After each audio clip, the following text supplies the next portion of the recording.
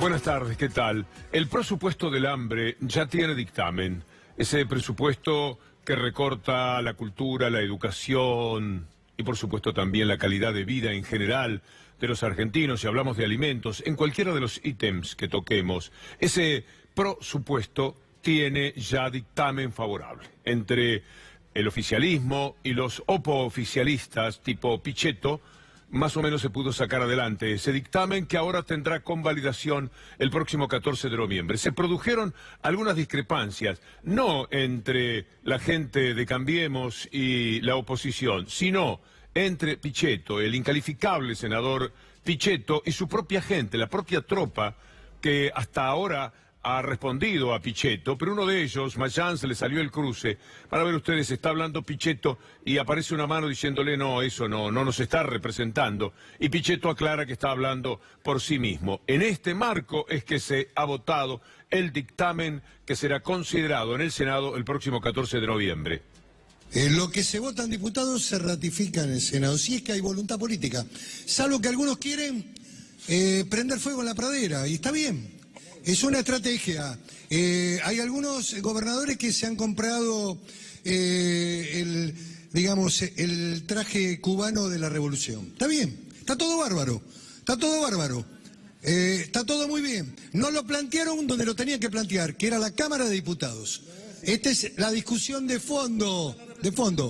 Bueno, muy bien. Por favor. No voy a discutir con el senador Mayans. No. ¿Y por qué esta emergencia si está todo equilibrado? ¿Por qué si le va tan bien a todo el mundo, por qué estamos en emergencia? Y estamos en emergencia porque el plan económico del gobierno no resultó. Esto no hace falta ser muy inteligente para decirlo.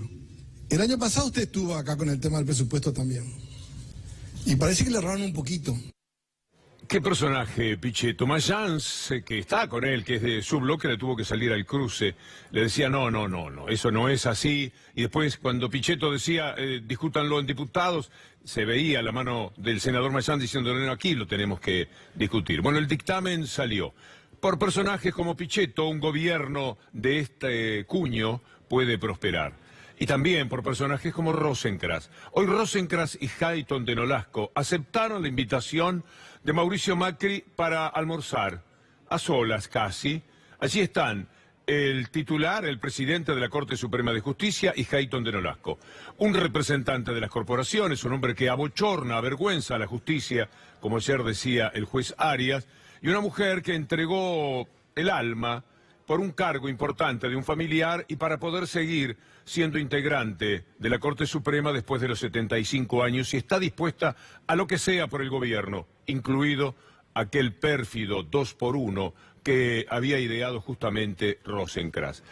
¿Es una derrota para Macri? Es una pregunta, porque son 5 los integrantes de la Corte, la invitación era para todos ellos. Y aparecieron solamente 2. ¿Qué es lo que quiere el gobierno? El gobierno quiere estafar otra vez a los jubilados. ¿De qué manera? Cuando la Corte Suprema tiene que laudar en los juicios, lo hace con un viejo índice. El gobierno instaló otro que se llama RIPTE, que tiene que ver con la reparación histórica, ese bochorno para poder blanquear dinero que hicieron de dinero de los familiares, dinero de los allegados y de todos los empresarios que tenían muchísimo dinero fuera del país y que lo blanquearon. Pero ahora hay otro lío con eso. El RIPTE era para quienes aceptaban la reparación histórica. Se supone que aquello era volitivo. Tenía que ser por la propia voluntad. Pero no, el gobierno ahora le está pidiendo a la Corte Suprema que aplique el RIPTE para todos los juicios, con lo cual le está quitando más o menos la 10ª parte. Es decir, le está pagando la 10ª parte a los jubilados si esto llega a prosperar. Esto es lo que en estos momentos tenemos en juego en esa reunión de Macri y Rosenkrantz. En los próximos días, no más de 15, vamos a saber qué es lo que finalmente resuelve la Corte. Los 3 que faltaron, Maqueda, Rosati y Lorenzetti, ¿no están de acuerdo y lo anticipan no habiendo concurrido o simplemente no fueron a ese almuerzo porque les da vergüenza? Que cuando se está tratando algo tan importante, cualquiera sea la posición que van a tener, ellos estén allí recibiendo instrucciones o el pedido o lo que fuera del gobierno que se quiere ahorrar 150.000 millones de pesos. Es decir, lo que es ahorro, entre comillas, para el gobierno será una estafa, una nueva, para los jubilados. De todas maneras, Macri tiene tiempo de hacerse el vivo. Estamos en comunicación desde Buenos Aires con el ministro del Interior, Rogelio Frigerio. ¿Qué tal, ministro? ¿Cómo le va? ¿Qué tal? Buen día. Buen día, Carlos, buen día. Rogelio no podía, así que soy yo, Mauricio Macri. ¿Cómo andás? Mauricio Macri, el presidente de la Nación. Así es, Carlos. Qué amable, qué simpático, qué vivo, qué chiste. No está, me parece, la cuestión para estos chistes, peor todavía que eso de Gallardo de ayer. Pero hay que decirle a Macri que la situación es tremenda. Se vienen las fiestas, y las fiestas van a ser un motivo de tristeza, de postergación de sueños para mucha gente. ¿Saben a cuánto va a estar el pan dulce? Allí dice pan dulce para pocos.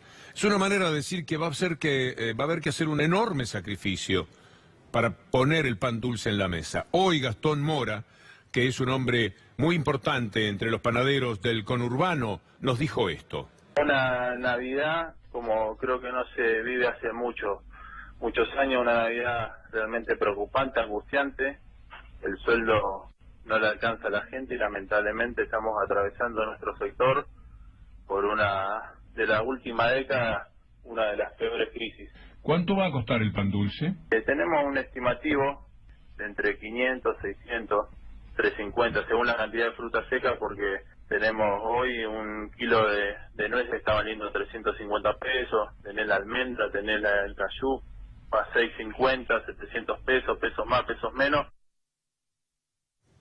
500 pesos, el promedio, un pan dulce para esta Navidad. Pan dulce modesto, tampoco la gran cosa, seguramente otros podrán pagarse un pan dulce de 800 pesos, pero esos no tienen problema. Si se lo cobran 5.000, hasta están contentos porque saben que pueden comer algo que es solamente para ellos, que no es para los demás. Este es un criterio que lamentablemente mucha gente insolidaria tiene. Pero pensemos en la clase media, la gente tironeada para abajo, conurbano de Buenos Aires, conurbano de Rosario, de Córdoba. El pan dulce, dice un representante de los panaderos muy importante, Gastón Mora, puede costar 500 pesos, y ese promedio entre 350, 400, 600, 700 pesos que él ha mencionado.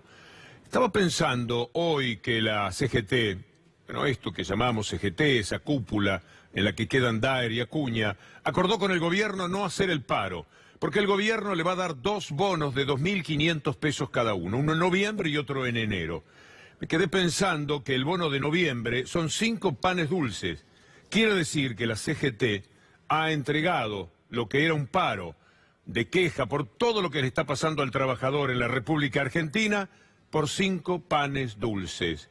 En enero, cuando venga la otra parte del bono de 2.500 pesos, una buena cena para 5 personas en un lugar más o menos. Eso es lo que acordó hoy la CGT para decirle al gobierno, bueno, entonces si es así, si me lo ponen clarito, porque todavía falta ese formulismo, entonces nosotros no vamos a hacer el paro. ¿Quiere algunos datos de lo que está ocurriendo verdaderamente en la Argentina mientras Macri toma el teléfono haciéndose gracioso con un locutor que le dice, hola, ¿cómo le va, ministro? Y Macri dice, estoy acá, hablándote por teléfono.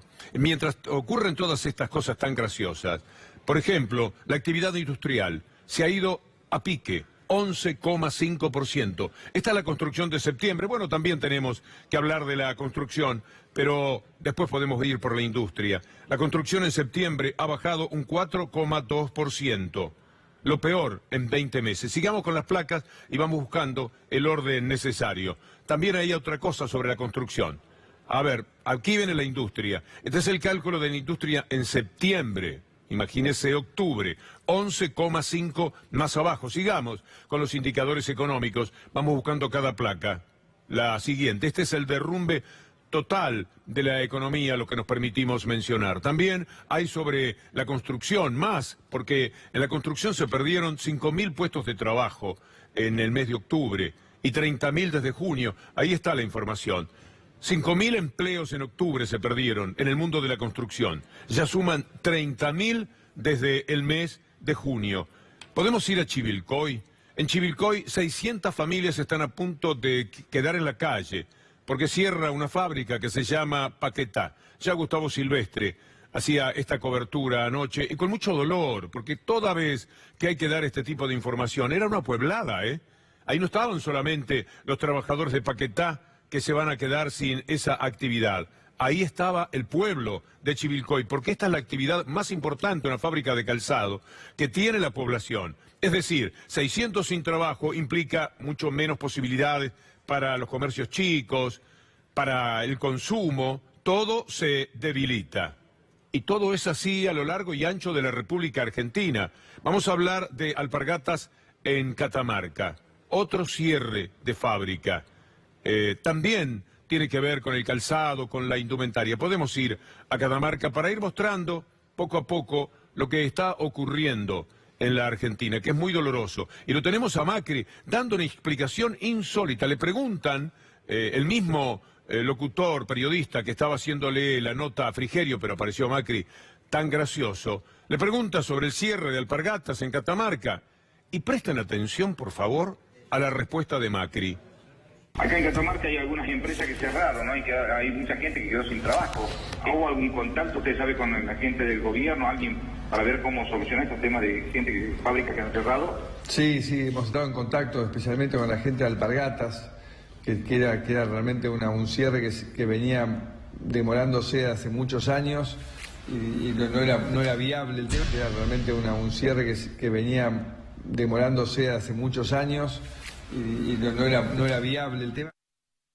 Bueno, muchas gracias entonces por lo que lo han hecho durar. Mire cuál es la información que procede de Catamarca y considere si esta es una respuesta viable de quien preside el país. Sin Alpargatas en Chaco, ya son 4 las fábricas que fueron cerrando. La textil avanza en el cierre de plantas en el interior de la Argentina, suma más despidos a la lista que inauguró a principios de año. Cuando dicen el interior a mí me llama la atención. Un querido colega, Osvaldo Hueve, decía que Buenos Aires es el exterior del país. La compañía brasileña aplicó ahora en su fábrica de Chaco el mismo plan de ajuste que ya sufrieron las filiales de Catamarca. Mire lo que sucede entonces en el Chaco, ya que estamos mencionando, también Alpargatas allí, dejando muchísimos trabajadores en la calle. Gente que sobre el final del año, imagínense qué troley habrá que tomar para seguir. Vamos a esa información, así completamos este circuito de todo aquello que se está cerrando, cortinas que se bajan, imposibilidad de continuar con la actividad.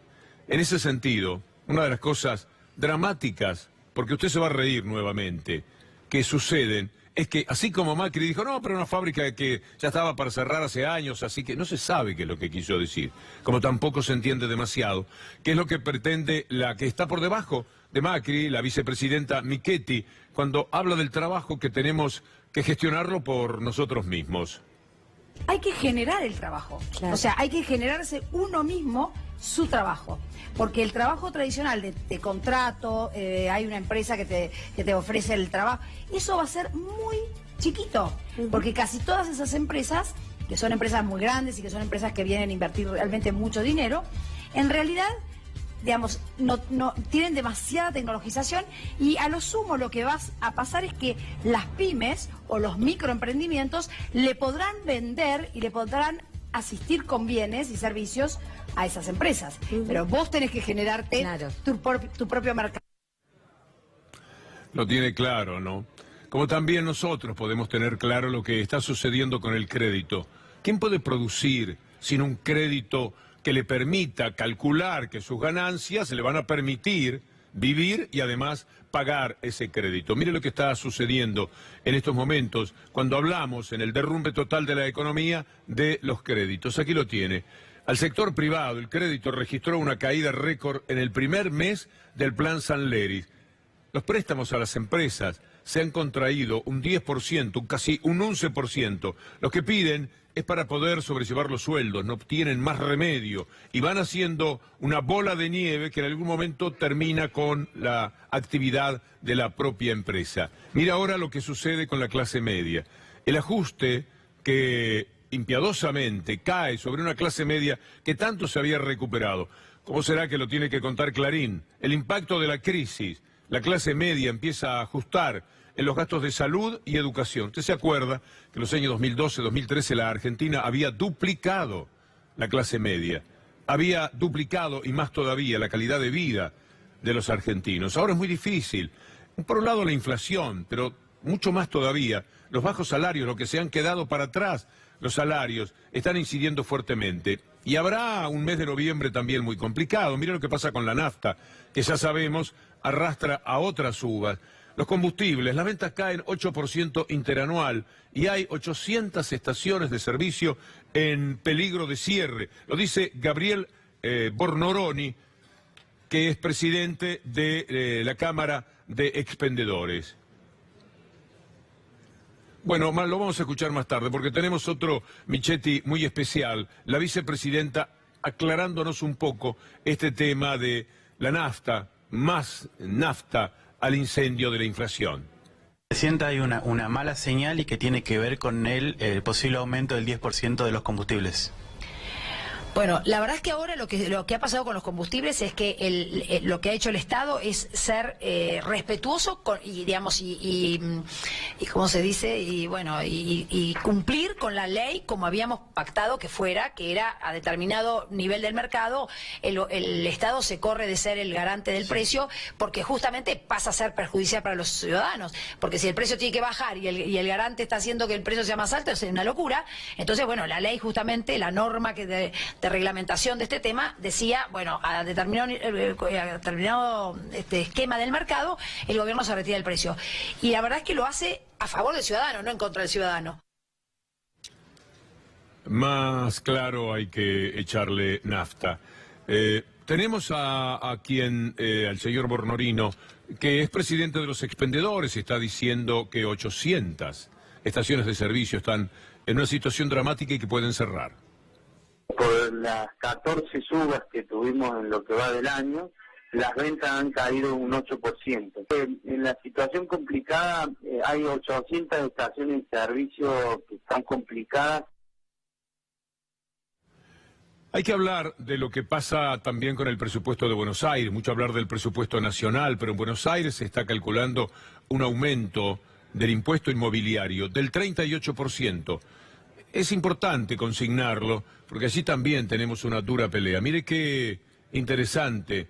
El inmobiliario en el presupuesto va a aumentar un 38%. El gobierno presentó ese déficit de 40.000 millones con relación a los recursos y entonces va a la suba del 38%. Y por su lado, mientras tanto, tenemos la situación de los electrodependientes. Esto es muy doloroso. Hay personas que necesitan electricidad durante todo el tiempo, pero hay electrodependientes a los cuales las empresas les quitan el servicio. Este es el caso de la señora Rocío Navarro, cuyo padre es electrodependiente.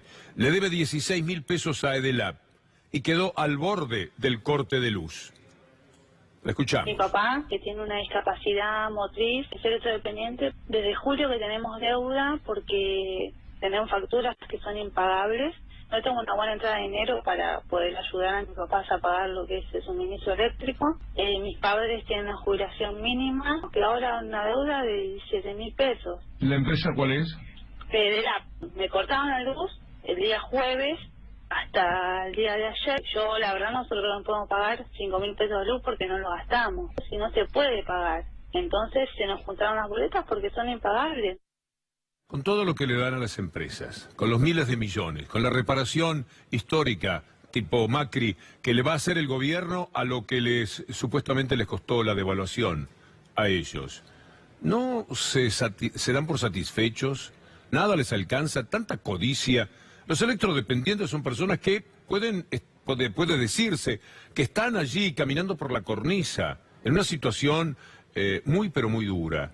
Se sabe quiénes son electrodependientes, dónde los hay, se ha procurado legislar al respecto, pero nada se respeta. Y entonces, ¿cuántos casos habrá de personas que no llegan a los medios, que no llegan con una carta como nos ocurrió a nosotros, para contarnos lo que les está sucediendo? Y entonces podemos hacer visible el episodio. Tiene razón Melconian cuando habla del gobierno. Melconian los corre, puede decirse, por derecha. Pero Melconian tiene que decir sus cosas también. Mire, 2 o 3 de las frases más importantes de Melconian que desnudan lo que es la incapacidad, la impericia, el fracaso brutal del gobierno. El fondo vino a resolver los problemas, pero se quedó con la política económica. Se quedó con todo, es decir, es el que resuelve. Otra placa.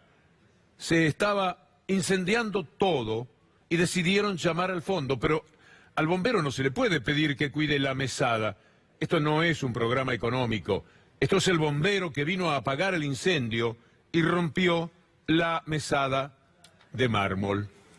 Esta es la opinión de Melconian sobre cómo va el gobierno. Va, por cierto, muy mal. Mire lo que pasa con la deuda. ¿Usted puede creer que pese a todo lo que ya se ha endeudado el gobierno, lo único que sabe hacer todavía es pasar la gorra? Crece sin freno la deuda. Y ese señor con el dedito arriba, con su cara de Duhovne, sigue endeudando al país. El Tesoro Nacional emitió 128 millones, nada menos que el 83% del total de las emisiones de deuda, que totalizan ya 153.619 millones de dólares. Naturalmente después hay que pagar por lo menos los intereses.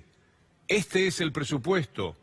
Esto es lo que determina que solamente con cómplices de la carnadura de, por no decir la caradura, de Pichetto se puede llevar a cabo. Porque el presupuesto está armado para poder solventar los intereses de la deuda, que ellos mismos contrajeron, porque es lo único que le entró al país, la deuda que ellos tomaban, hasta que les dijeron, mire muchachos, no le podemos dar más porque ustedes no nos van a pagar, o van a demorar mucho en pagar, o por ahí viene otro gobierno que va a ser más duro para cobrarles que ustedes. Y mire lo que pasa entonces, las vacunas se van al Fondo Monetario Internacional. ¿Sabe por qué?